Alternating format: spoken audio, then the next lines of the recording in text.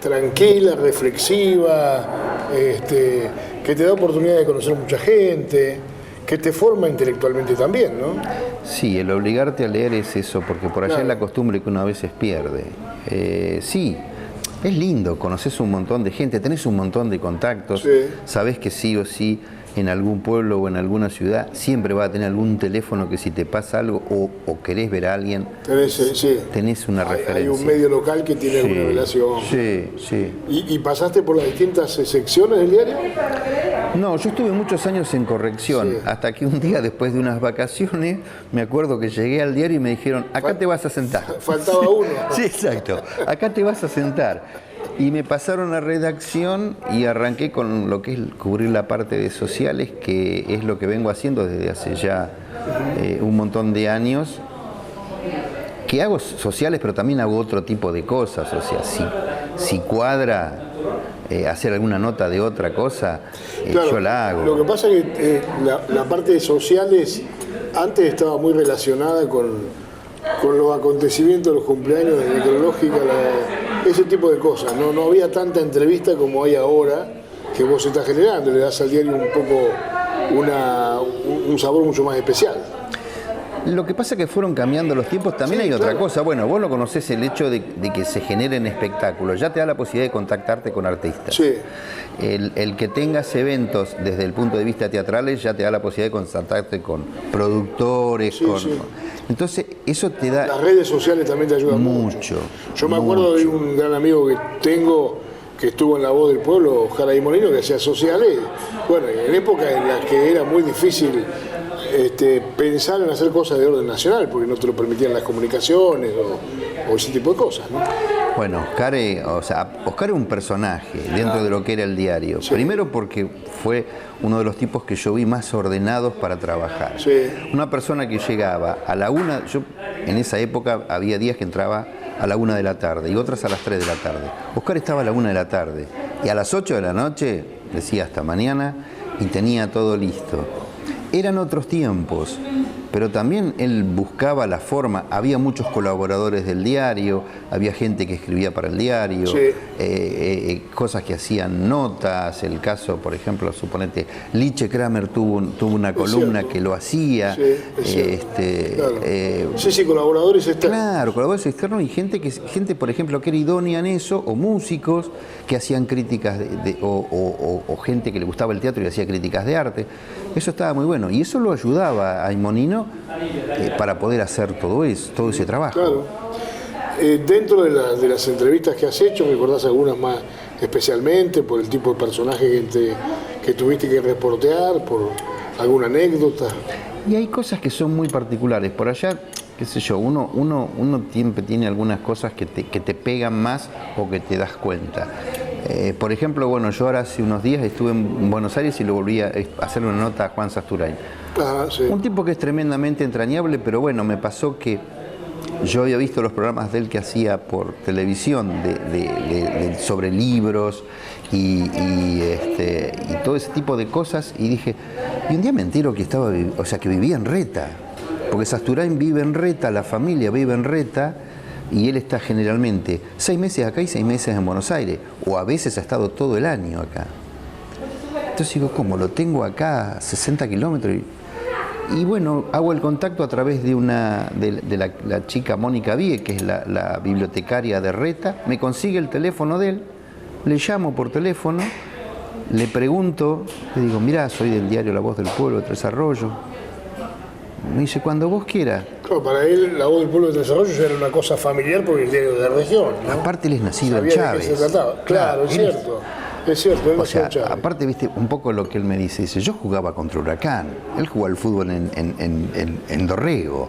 Claro. Entonces, y después, bueno, es un tipo con el que tanto él como la mujer, que fue el día que nos entrevistamos, fui con otro compañero de trabajo, Hernán Cortés, que bueno, vos lo conocés mucho. Sí, mucho. Y fuimos un ratito, pensamos, va a hacer una entrevista. Llegamos a las 2 de la tarde y nos volvimos a Tres Arroyos a las 9 de la noche. Qué bueno. Entonces ese tipo de cosas son lindas porque aparte, hablamos de libro, hablamos de política, hablamos de cine, hablamos de teatro, hablamos de arte. O sea, un tipo que te podés hablar de cualquier cosa. Sí, sí, sumamente culto, claro. Sumamente culto y aparte sumamente abierto en el hecho de no tener ningún problema, viste, en decirte. Claro. Y aparte con un lenguaje muy franco, ¿eh? Para él es blanco, negro y no tiene ningún problema en decirte lo que se le viene a la boca. Hablando de libros, ¿sos de leer libros? ¿Estás permanentemente con las letras frente a tus ojos? Por ahí no sería lo correcto seguir leyendo cuando te vas del diario. Vos sabés que justamente esa es la gran deuda. Yo fui durante muchísimos años muy lector, incluso algo de los que somos un poquito más veteranos, yo era socio del círculo de lectores, sí. Que comprabas todos los meses 2 libros. Entonces sacar la cuenta de la cantidad de libros que fui armando, que después terminé donando a bibliotecas, pero leía. El haber entrado al diario y, por ejemplo, el haber estado como corrector y lo que vos decías, te lees todo el diario. Sí. Vos sabés que eso me fue dejando de lado el hábito de leer. Claro. Sí, sí. No sé si por cansancio o porque te lo pasás leyendo otra cosa. Como si de pronto por ahí también al cartero lo invitás a dar una vuelta en bicicleta una vez que terminó su reparto, ¿no? Por ejemplo. Más o menos parecido. Por ejemplo, algo parecido puede ser, sí. ¿Hubo alguna otra actividad, además del estudiante, el casi arquitecto, el vendedor de almacén, el periodista de diario escrito? Sí, fui durante... Además, bueno, trabajaste en la cooperativa eléctrica. Sí, pero aparte tuve una librería frente al Colegio Jesús Adolescente. Ajá. Que la tuve durante 2 años y después, bueno, por una cuestión económica no la pude aguantar porque lo que primero, o sea, yo había estado trabajando unos meses en Buenos Aires y me acostumbré a la forma de capital de estar abierto un negocio permanentemente. Entonces, en ese momento, cuando yo tuve esa librería, que fue antes de entrar al diario, yo no tenía cerrado al mediodía. Entonces era la única librería que vos tenías en la zona céntrica que estaba abierta. Sí. Pero claro, resulta que después, lo que en un momento éramos 2 librerías, por decirte, en un solo barrio, terminamos siendo 5 librerías en 2 manzanas. Obviamente que yo no tenía resto económico para poder hacerlo y bueno, tuve que cerrarla. Y después arranqué en el diario. Suele pasar, ¿no? Que alguno dijo, mira, Albacete tiene la librería y entra mucha gente, le debe ir bien, voy a poner una librería. Como pasó acá, por ejemplo, con las canchas de bowling, que después desaparecieron cuando dejó de ser negocio, o las canchas de pádel, esas cosas que florecen, se ponen importantes y después cuando baja el nivel de recaudación y qué sé yo, empiezan a cerrar, ¿no? ¿Qué es lo que pasó? O sea, vos fíjate que hoy yo por hoy miro en esa zona y quedó solamente Pitágoras, claro, que era lo que estuvo siempre. Claro. Sí. El resto todas desaparecieron. Claro. Y en la zona afortunadamente quedó esa librería que fue como impulsora. Por supuesto. El tema es que por ahí, lamentablemente, esa librería, que fue la primera que apostó, hubiera tenido que cerrar por la gran competencia que la rodeaba. No, bueno, lo que pasa es que Gustavo estaba muy bien establecido y era un negocio que tenía mucho prestigio por todo. Entonces esos negocios, es como decirte en Desarrollo, vos nombrás, ¿es Pitágoras o es Carabela? Sí, sí. O sea, son negocios que son emblemáticos en ese rubro. Nomás La Perla, por ejemplo. Por ejemplo, vos sacás la cuenta y es así, vos decís que confitería. Sí, claro. Sí, las otras surgieron después, pero La Perla es La Perla. Sí, sí. O sea, no lo vas a cambiar, es así. Claro. Si vale la anécdota, cuando yo era pibe, las tortas de cumpleaños en mi casa se llevaban en micro a Claromecó de La Perla. De La Perla, claro. Y venían me acuerdo que sin un coso armado así, que venía, que bueno, que te pasaba que en algunos casos, por una cuestión de traslado, cuando llegaba la torta estaba medio desarmada, pero bueno. ¿Volvés a Claromecó muy frecuentemente? ¿Te quedó mucha familia? No, Claromecó vos sabés que, me tocó ir ahora, cuando cumplieron 100 años, que fue una situación para mí muy especial porque en muchos aspectos yo no soy muy asiduo. Desde que mis viejos se vinieron a Tres Arroyos y fallecieron, Claromecó fue como que, no sé si lo borré, pero es como que lo dejé un poco de lado. Y bueno, el hecho de haber ido así con lo del centenario me pegó. O sea, por decirte, fui el primer día que fui a trabajar para el diario y encontrarme con gente que hacía 40 años que no veía. Y la noche fue difícil, fue muy larga, porque quedás, cargado de todo eso. Me encontré con mi pasado, porque en definitiva, claro, seguramente. Me hubiese gustado, por ejemplo, que hubiese estado abierto lo que es hoy por hoy el Chipi para ver cómo está ese viejo almacén dentro. Pero bueno, sí, son cosas que... El volver al lugar, viste, es como que... Sí, claro. Te das cuenta que nunca dejaste pertenecer, aparte. Sí, es como... Y pues, yo, viste, en eso sí. Como poner una pala y entrar a dar vuelta a la tierra, a ver qué hay abajo, si encontrás algo de tus recuerdos, ese tipo de cosas, ¿no? Yo siempre digo que voy a seguir, yo soy de Claromeco, claro. Y voy a seguir siendo de Claromeco. Claro. No importa dónde viva, acá en Tres Arroyos, estoy en Tres Arroyos porque tengo trabajo. Claro.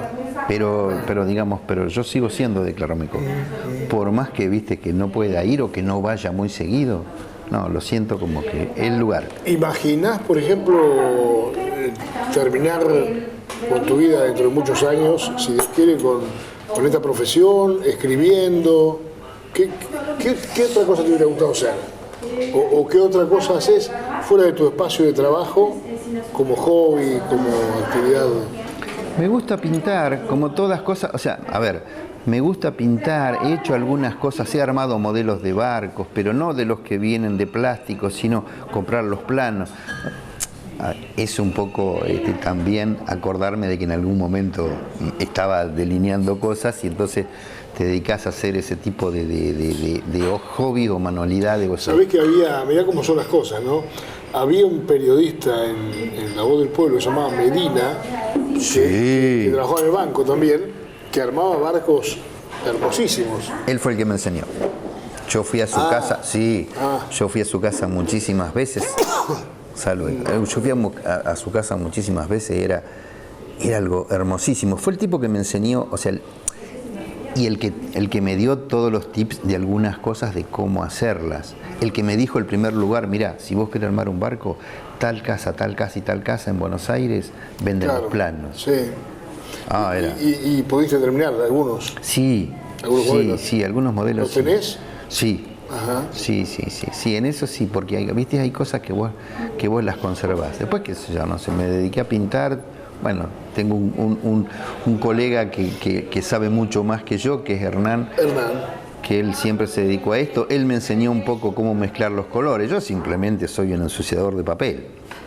Bueno, no te pongas tan pero siempre, mirá, hay la pintura no figurativa, es decir, la pintura que vos mirás y son colores, como vos decís, ensuciador de papel. A todo el mundo le encuentra un sentido en las formas o en los colores precisamente, ¿no? Que son los que sorprenden un poco al autor, ¿no? La figurativa es muy fácil porque vos decís, esto es un árbol, esto es una casa. La otra es una especie de mezcla de colores que forman parte del intelecto del artista, ¿no? No, lo que pasa es que en mi caso es como que a mí lo que siempre me gustó y traté es... Siempre me gustan mucho los coches, me gustan mucho los autos de carrera y lo que hice fue eso, fue pintar autos de carrera. Agarraba fotos, por ejemplo, que venían en Corsa o en alguna otra de esas revistas, o Automundo, y bueno, y los llevaba a tamaño mucho más grande y los pintaba por una cuestión de, aparte, un buen pasatiempo. Claro, seguro, sí. Que ese es el tiempo para vos. Sí. Horacio, hablando de tiempo, se nos fue.